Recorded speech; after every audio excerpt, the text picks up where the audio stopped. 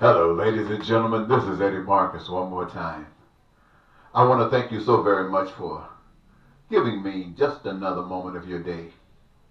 You know, I'm on this mission to set the captives free. And I know that is a strange statement that is very, very difficult for anyone to believe. However, nonetheless, that's the mission I've been given. And I've been sent through some changes to prepare for this particular mission. Not a mission that I had chosen myself up front, but one that I reconciled that it is the best mission that I could possibly have. And it is an expression of the love of God for every human being on the face of the earth. Ladies and gentlemen, you know, we go through an awful lot of trying times here in the world, especially what we see in our lives every day. We worry, we tremble, we argue, we are angry, we're wondering what moves to make. So I just thought maybe it would be good if I can take us back to a time perhaps when we have lost all our memory of. But I think we can have enough of it that an association can be made. And for that purpose, I'd like to do that. Now, there are a lot of different faiths, religions, and references to the higher power all over this earth, depending upon where you come from or where you're at. Here in America, for the most part, it appears as though our main focus has been, to a certain degree, Christianity. And whether the message that we have received is accurate or inaccurate, it is an association that we all experience. And we must understand that part of it is true and part of it is not. But let me just take you to a part that I'm sure you could identify with. You remember in the garden, they said there was a power put there by God, and that having created this whole earth and all that this earth is about, and the stocking of the shells that possessed all of the resources that eternity of humankind would ever have a desire to access for whatever benefit they choose. And God put it there, and he had this man and woman, and says, all of this is yours. All of this, ladies and gentlemen, you know what that means? That means that everything that you ever could imagine that you wanted to do to make this a most wonderful life, that is what God prepared. Now, the reason that it was prepared that way is because that's the way God is. And God making you was not trying to make himself per se, but making an extension of himself with the capabilities of possessing the same dynamic strength, the same dynamic love that can only come from God. This was a benefit of being a child of God. But there was one thing that God put there that says, do not do. Out of all the possibilities, there's one thing, do not do. And that is to stray away from your Maker. That is to stray away from God, to stray away from your parent. We've referred to it as an apple. Now we know that it might not have been an apple, but it was something that was sweet, something that was good, something that was challenging.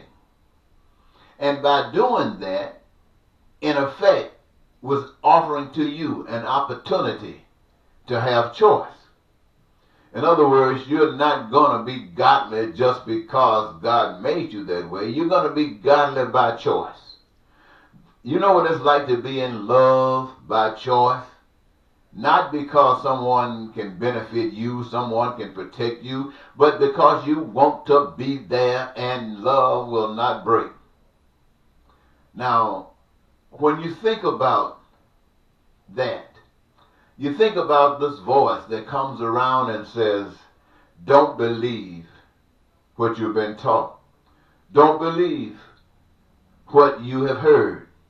It can be better than that. And all of a sudden there's a desire to touch this apple, to bite into it, to get the juices flowing. Now I know, as I said a moment ago, you might not understand that, so let me see if I can break it down a little bit closer. For those of you who are living today and old enough to understand, men and women, boys and girls, that was a time your parents told you, do not engage in sex. Now, your parents knew why. You didn't as a child, but they did. And there was no way they could explain it to you so that you could understand. All you know is that they said, don't. But then one day this voice got in your head and started saying, why not? Why not? Why not? And convinced you to make a choice against what you had been taught. And you made that choice. And when you made that choice, like making that choice with that apple, you made that choice with that sex, and you found out it was the most magnificent thing you could ever imagine. It was great. And so you ask yourself, how is it that my parents could tell me, would deny me such an experience like this? Such a wonderful experience. Well, there came a point in time when you had to answer for that experience that you had taken. One began with birth. Now, I bet you no one could have ever told you, given you the impression, given you an understanding of what it would be like in birthing a child. Oh my God, I'm sure you understand now, those of you who have had to go through the experience. And many of you were satisfied that when it was over, you'd do it again for a whole bunch of children.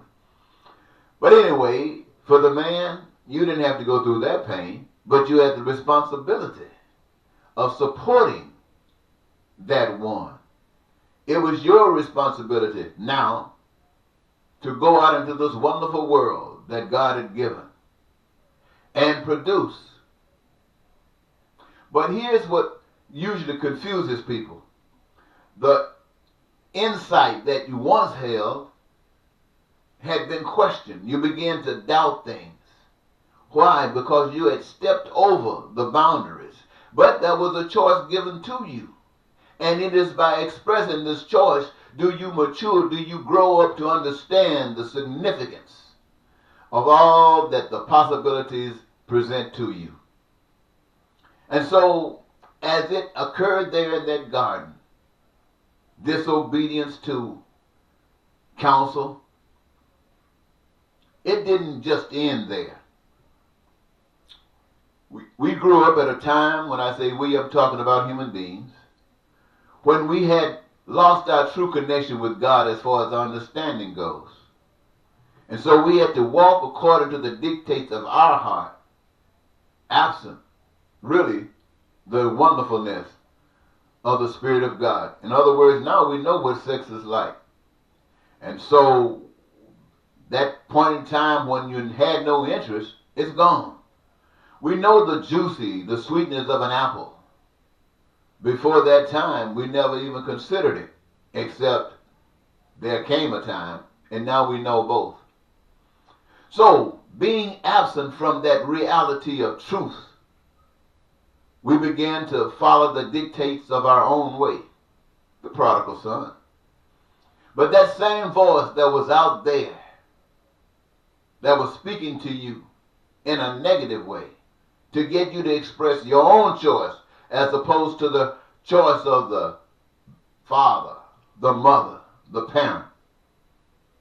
And having done that, they begin to try to convince you that there is an authority, but it's not you. That you have to listen to this other voice that got you on the path that you're on. Now, just for those of you who know a little bit about history, it began with pharaohs and Caesars and emperors and kings and queens and popes. These are individuals who wanted to be the superior power. They wanted to be in control of you, not allow you to be free as you were made to be free. And because you made the choice to step outside of the boundaries, they wanted to make sure that they were there to usurp your power. And from that generation back in those days to this day here, we have all been under the authority and the decision making of a process that has nothing to do with your freedom, that has nothing to do with your true peace, your prosperity, your joy of life, and the fulfillment of your dreams. It was designed because it did not come from the original plan of God. It's just confusion of those who do not know God. And since they did not know God, men kind of always found a subjection to something that was supposedly bigger than themselves. And so what has happened is that we have followed the dictates of these self-proclaimed authority figures from the beginning of time until today. And for those of us who are living today, we seem to be upset at what's going on. For instance, when we see people who are negative or people who do things directly against you, you get upset, you get angry. But for every decision that is made that works against you, it works for somebody else. And they don't get upset, they don't get angry, they love it. And so all of a sudden it seems as if you got the half of the world with you and the other half against you. This is why we have people in the world today like the President of the United States. People can't stand him on the one hand, others love him. This is why we have in our state, in our nation, people like the neo-Nazis and the nationalists, and for those groups that black haters, and there are some, that is an expression continued from the past. But that takes us nowhere, ladies and gentlemen. That takes us nowhere at all, because the great plan of salvation is that we wake up by hearing the truth. And that great Father that created humankind from the beginning is constantly, ladies and gentlemen, choosing someone to express a miracle before that one, man or woman, for the sole purpose of eliminating any doubt about the existence of God, which is a power you can't see, you can't touch it, you can't feel. But once the expression is made, the evidence becomes evident. And there is further no doubt. And this purpose is to be able to talk about God, to live in accordance to that particular plan that brings about the original, that original heavenliness. That's why we talk about heaven on earth, or paradise on earth, or whatever's happening in heaven, let it happen here on earth. So what I'm basically saying, ladies and gentlemen, while you have heard me say ugly things about President Trump, I say those things because it is as ugly as the voice in the garden that says, bite off this apple. It is as ugly as the voice that said, have this your way, that caused all the pain and suffering. But at least, ladies and gentlemen, it did not create itself. It is a continued expression of the choices and decisions that human beings made from the beginning of time. So what you see in President Donald Trump is just basically as innocent as those who are victims of the decision that he makes, or those who benefit from it. We're all at a loss because we do not know the truth. If we have you ever thought about what would have happened if that voice came to Adam and Eve, or Eve and Adam, and they said, get thee behind me, I'm not thinking about you? Then what, that voice would have had to go somewhere and take a break, a holiday, It probably would have come back again. It would have risen its ugly head. But if they continue to say, "Get thee behind me," then we as people of the world would be living here, there, everywhere, as we're in heaven. But that didn't happen. However, the challenge is still constant, that we change, that we go back to the original plan, that we go back to that which is our greatest dream, to express life. But in order to do that, you have to know the truth. Now, it could have happened back in those days, it didn't. And the same thing that was necessary back in those days are necessary in these days.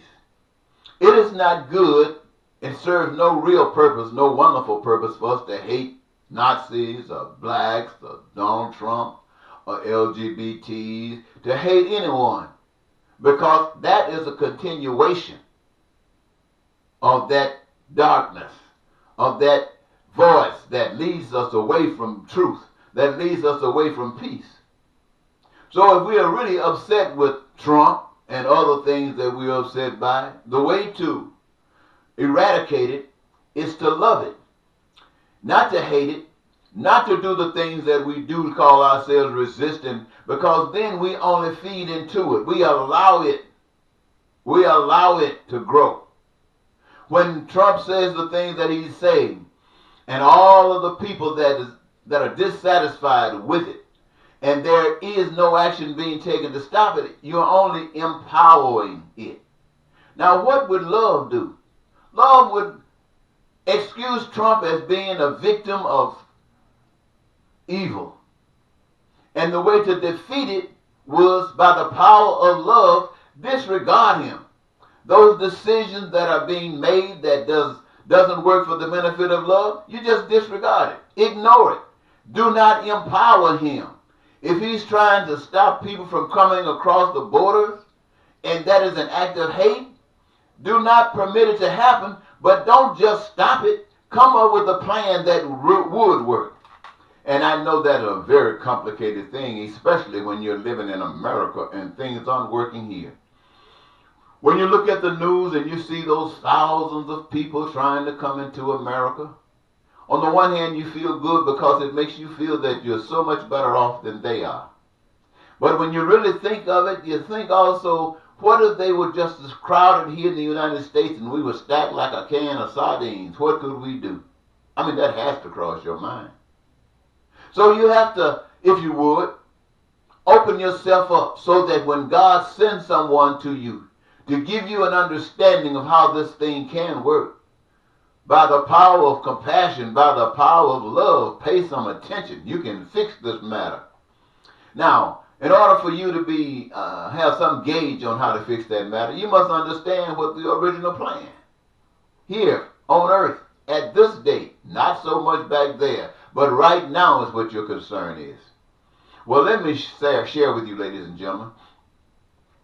Every individual on the face of the earth got a purpose for being here. They got a desire of being, of doing, of sharing and loving.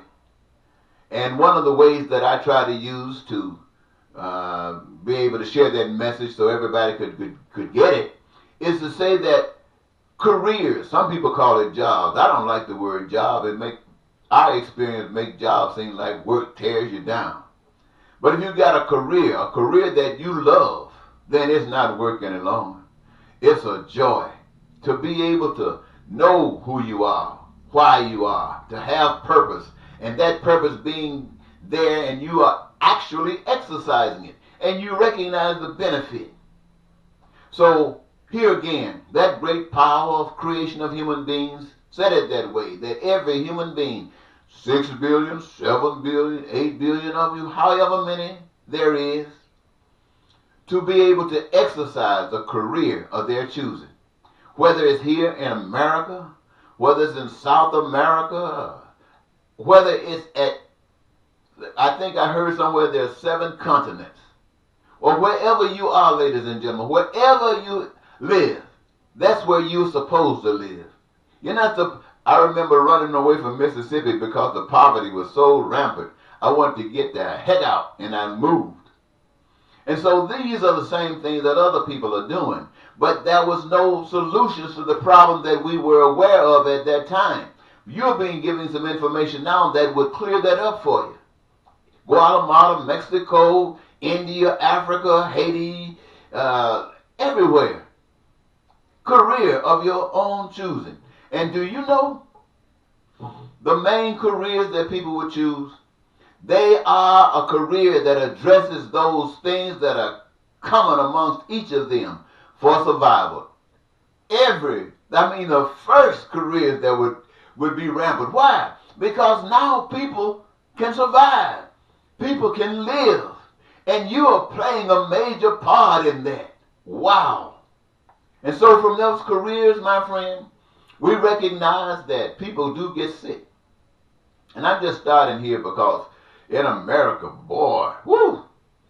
And so because of that new plan that you're listening to now, there would be enough people in the profession, the medical profession, that would be able to address whatever community you're in, whatever state you're in, whatever nation you're in. There will be enough medical professions to deal with the abundance of sickness.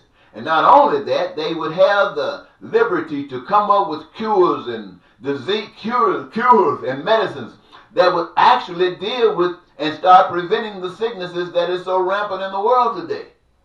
It would work adequately. You don't have to go to the emergency room and have to wait 5 hours or 3 hours just to be seen.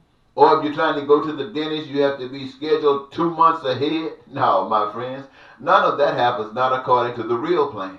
Now that's just for medical care.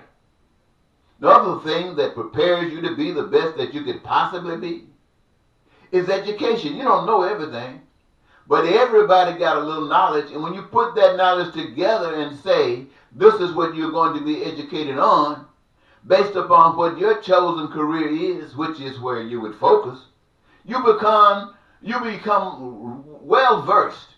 You become a professional, true professional in that you have chosen by the benefit of the life struggles of others. Now, education is there to be unlimited and unrestricted. Boy, you're talking about a wonderful God. And now, you the people are providing this. What is education? What do you provide other than this medical stuff? Well, you provide in the process of producing what else that you need? Food and clothing and shelter. I mean, everybody needs this. And you are playing a part in that creative process. Nobody is homeless. Nobody is hungry. Nobody is walking around looking filthy, dirty, don't have clothes. Why? Because you know your career and nothing is preventing you from doing it. And Lord, have mercy. And this happens in America. There's no crime, no violence, no lying, no cheating, no stealing, no hatred, no racism, no bigotry. And if it's not happening here in America, it's not happening in Mexico. It's not happening in Guatemala. It's not happening in Haiti. It's not happening in other places in Africa. It's not happening in India. All over the 7 continents, people are partying in life. Woo! My. Why? Because you're following that voice that says love instead of my way. My way does not include others. My way says I am number one. I got to be on top. What do you think the kings and queens and pharaohs and Caesars, what do you think they were saying? What do you think Trump is saying? My way. My way. And my way is not working for anybody but you. Now you recognize that your way is nothing but a confusion. Your way is nothing but mess.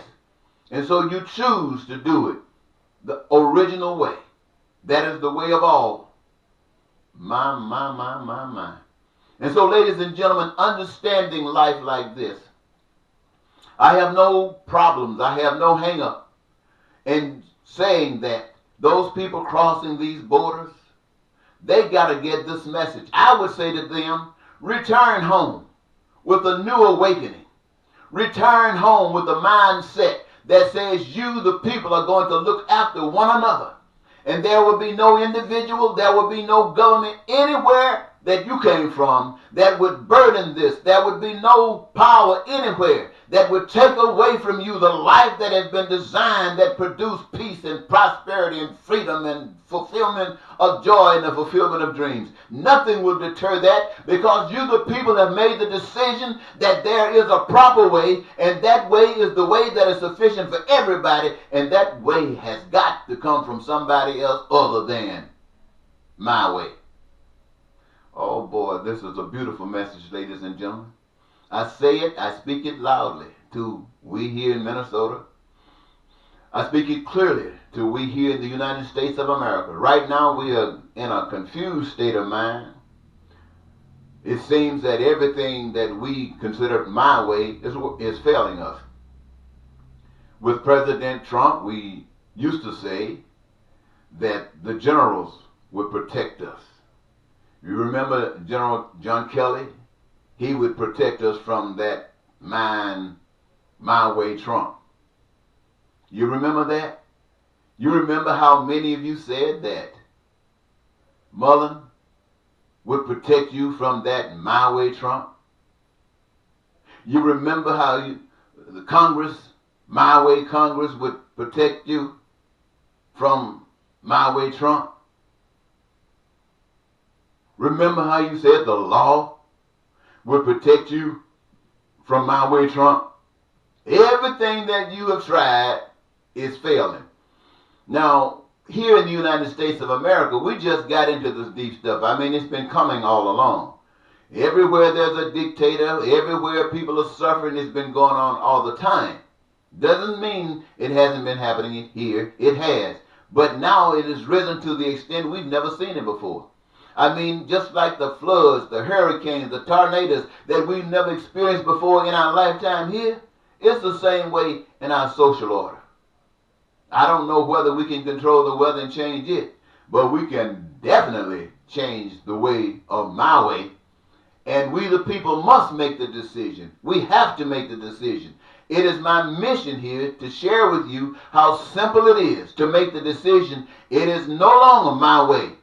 It is our way. And who is our way? Our way is God's way. Our way is fed by the Spirit of love, the Spirit that is responsible for all existence. And that power rests within us. We use that power. And the problems that you experience today, working from paycheck to paycheck, trying to stay above water, trying to keep life at least comfortable, trying to pay bills, car notes, having a place to stay that's not falling apart, wanting to visit. All of these things, my friends, are answered in the truth about life.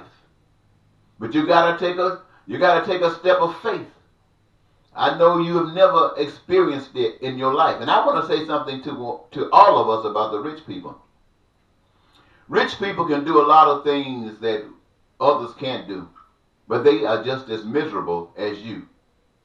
And so when I speak to you about the godly way, it is compassion for one another. It is respect for God and what God has created. That's all we need, is having that. And knowing what the requirements for survival are. And knowing what our gift is and applying it. Then it's all met, ladies and gentlemen. And it's not just limited to those things that are necessary for survival, but the sky is the limit. And out of it all, you never need to go in debt. You never need to make a loan. You never need a dime or a penny or a dollar or anything of the sort. You're doing it because it's life. Can you imagine putting a seed in the ground and the earth nourishes it and it produces whatever that seed is designed? Now, what if you had to go down there and put money in it? I don't think money would do it.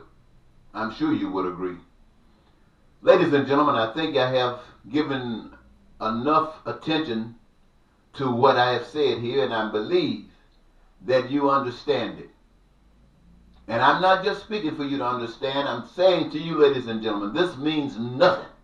Not one iota unless you begin to do something about it. You got to embrace a message like this.